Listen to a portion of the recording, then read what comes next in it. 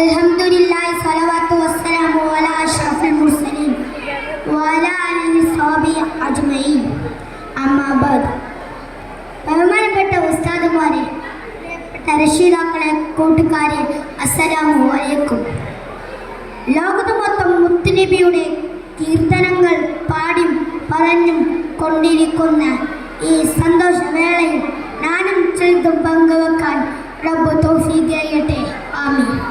ഞാനൊന്ന് ചോദിക്കട്ടെ, ലോകം ഒന്നടക്കം ഇത്രത്തോളം സ്നേഹിക്കുന്ന ഒരു വ്യക്തിയുണ്ടോ? ഇല്ല എന്നു തന്നെയായിരിക്കും അതിനുള്ള മറുപടി.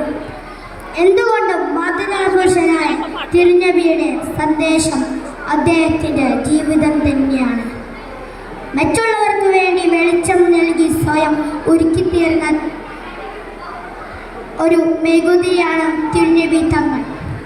ഉമ്മത്ത് എന്ന ഒരൊറ്റ വിചാരം മാത്രമായിരുന്നു തങ്ങൾക്കുണ്ടായിരുന്നത്. അതിനാൽ ഉമ്മത്തിങ്ങളായ നാം തിരുനബിയെ സ്നേഹിച്ച് ജീവിക്കൽ അനിവാര്യമാണ്. നബിയെ സ്നേഹിക്കുക എന്ന് പറഞ്ഞാൽ നബിചര്യ പിൻപറ്റുക എന്നതാണ്.